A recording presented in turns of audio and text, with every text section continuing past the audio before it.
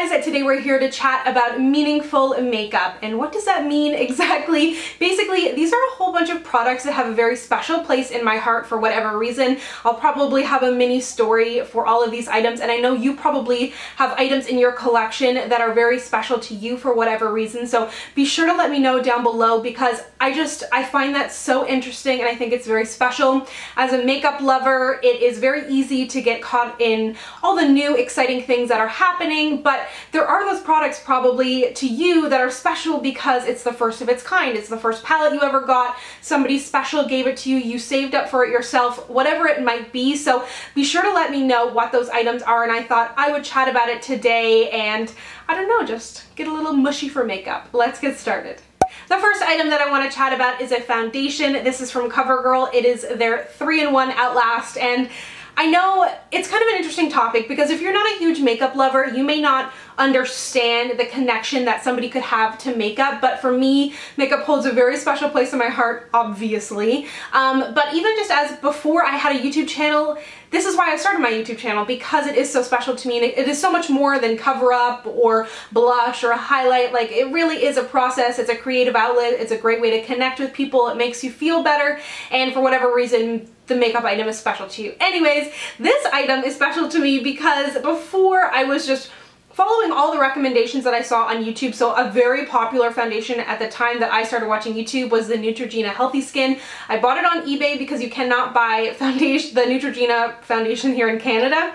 And I was like wearing it in the summer. I remember I was on an internship and I was like, why is my face melting off? I didn't know that I had oily skin at the time. So this is one of the first foundations I ever reviewed on my channel like 5 years ago. And it's also one of the first foundations that I actually realized, like, oh, I have oily skin, I need something more matte. This actually lasts on my skin, and I was blown away. This is probably like my 4th or 5th bottle of it. I will continue to purchase and love it forever and ever and ever. While we are talking internship, I also remember while I was at that job getting on HauteLook as fast as I could because all of the beauty bloggers were talking about The Balm. And as you know, this is a very special brand to me. These are the first 2 items I ever got from the brand. This was my first ever high-end highlighter. It is the Lou Manizer. It is still very special. It has a huge dip in it, unlike any of my other highlighters, because this was the first one that I had. And then also the Nude Tude palette, which I think I've almost hit pan on the shade Sultry here, which is kind of the matte brown in the palette.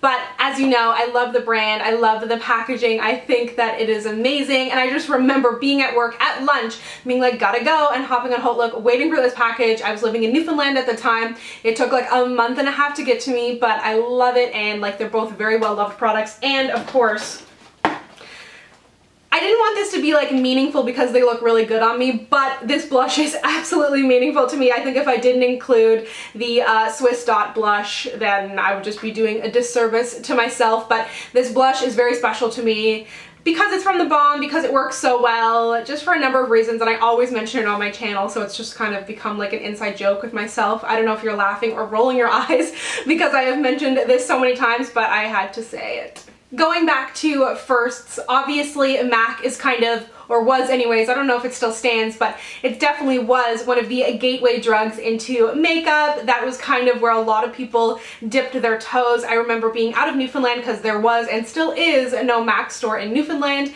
And I picked up a few items, and the first 2 things that I got were lipsticks. Of course, I got a powder as well, but I got MAC Red, which is what I'm wearing on my lips now, and I actually haven't worn this in years, but you'll see it has a huge dip in it. Again, unlike any of my other lipsticks, I wore this so much. And then also Jubilee. This one is quite new.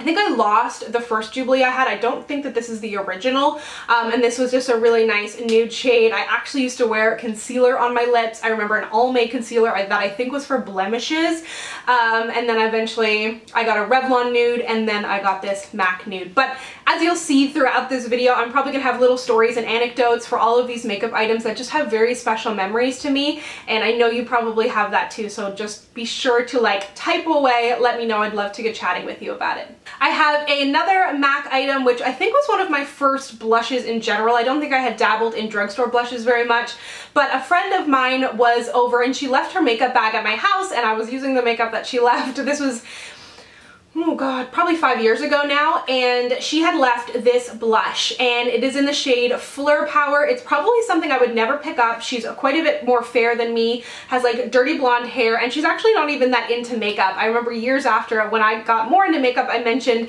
something. She had this Estee Lauder double-ended mascara, so I think one was a primer and one was a mascara, but for whatever reason I thought one end was a highlighter. So I asked her, I was like, oh, is the other end of that a highlighter? She was like, yeah, I'm just gonna like do my mascara and highlight my notes, because we were actually in a study group at the time. And I was like, no, I mean a face highlighter, because I don't think she had ever heard of a face highlighter, and she thought I meant like, you know, like a yellow pen highlighter. So I still make fun of her for that, but she did turn me onto this blush, so I've got to give her props for that. I have a concealer in here, and again, I know it's weird to have a concealer as meaningful makeup, but it's more just kind of like what this concealer stands for and what part of my life I was in. So when I started watching YouTube, BH Cosmetics, Coastal Scents, these were all really, really popular at the time, and I started dabbling in online makeup shopping, which is something I had never done before.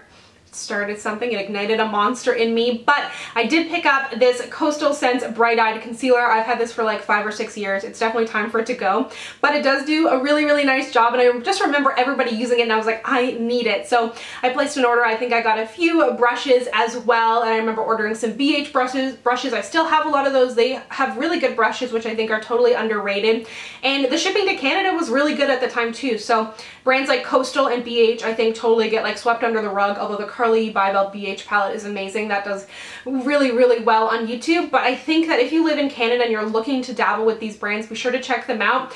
And I know that BH uses Ebates. I'm not sure about Coastal Scents, but that way you can get a little bit of cash back at the same time. A lot of these purchases were influenced by YouTube, obviously, but the Sleek brand is something that I've mentioned before, and I remember getting these blushes, I think, what happened? Did I go pick them up maybe from Shoppers Drug Mart? I don't know if I'd missed the delivery, but I remember having these in class in university with me, like picking at them, swatching them, being so excited to have them.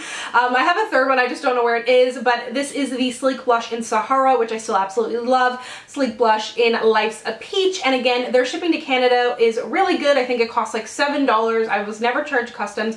I've ordered from them 2 or 3 times now, but they are available on the Ulta website now too, I think. But these blushes, I wore the Sahara Blush every single day for probably 6 months.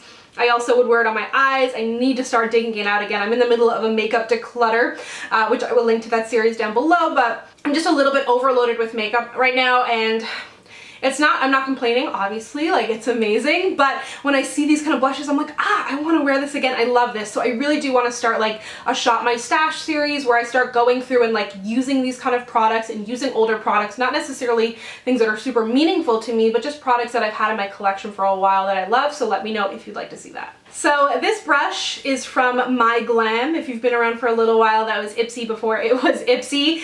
And it is just, I really like the brush. I still use it all the time. It's a great fluffy brush and I've had it for years.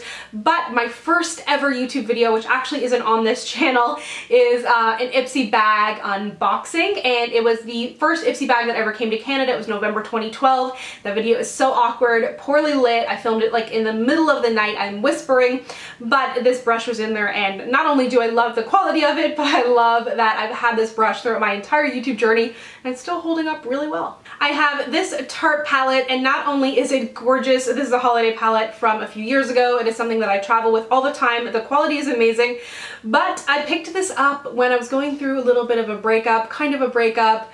We were never really together. It was just a whole mess. But basically, when it ended, I hopped on the Sephora website trying to make myself feel better, and there was all kinds of holiday launches. I picked up a NARS blush palette too. I was like balling out.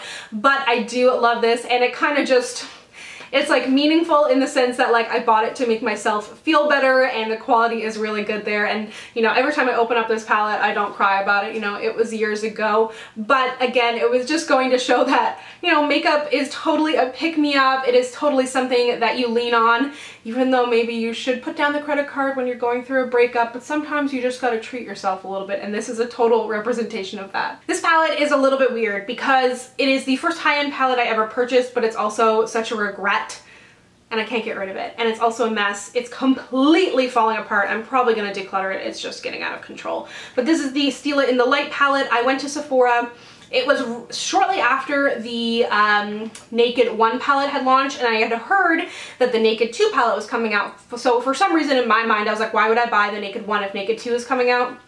I didn't really understand the makeup game at that time. So I bought this instead, which didn't make any sense because it looks a lot like the Naked 1, cost just as much, and I didn't end up using it all. Not that I would have gotten use out of the Naked 1, but I've always felt like an inadequate YouTuber because I don't have the collection of Naked palettes. I had the Naked 3, but I hated it, so I got rid of it. It was just like way too cool toned and light pink. Naked Heat, however, is looking really, really good. I just got that. But yeah, it's special to me because it's my first one ever, and I remember being really excited to buy it, but it also annoys me because I'm like, you totally wasted 50 bucks. I have this blush here from Clarins, which is actually super beautiful. It's in the shade Sunset Coral, and this was one of the first PR packages I ever got, and this was when I was in Newfoundland. I think I had like 2,000 subscribers at the time. They had reached out, which is something that still doesn't even happen now. Most of the PR I get, I'm reaching out to brands and doing it myself. I don't know what happened, but they had reached out to me asking me if I wanted to do a Halloween look, and they sent me the makeup that I needed to do for the Face of Makeup. I did a really janky Cleopatra look, but when I got that package, it was so exciting. It was so gratifying. I mean, I was still in university. I was not working near as hard on my channel as I am right now, but just to be recognized by a brand and have them want to do something, have them want me to do something for them, and them to show interest was just so amazing, and it is so motivating. And even still today, the fact that I get to work with brands is incredibly motivating. That has not lost its novelty at all.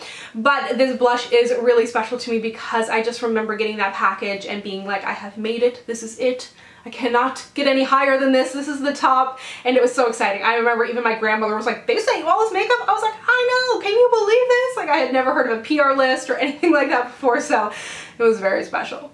Lastly, I want to mention the Lorac Pro Palette. This is so good. I love this palette. I love the formula. I love Lorac as a brand. The gold in here just totally ignited my gold love, and it is what made me want to buy the Lorac Unzipped Gold. I think I got this because I shipped this one and the Lorac 2 to my friend in the United States and then made her boyfriend bring it back when he came back to Newfoundland. If you haven't noticed, I've got a lot of makeup mules. I will always find a way to get makeup to me if it's impossible, because it's hard in Canada sometimes. But I really, really love this. If you are looking to buy it and you are Canadian, you can buy it on Amazon.com, I believe, along with Ulta. You may incur a little bit of shipping and stuff there, but if you are curious, it is a beautiful palette. Great mattes, great shimmers, so versatile, and it is something that I reached for every day for months. So there you have it. Those are some meaningful makeup items to me. Let me know what yours are. Take a peek through your collection. If you have a big or small, I'm sure there's things in there that are very special to you. If you have a YouTube channel,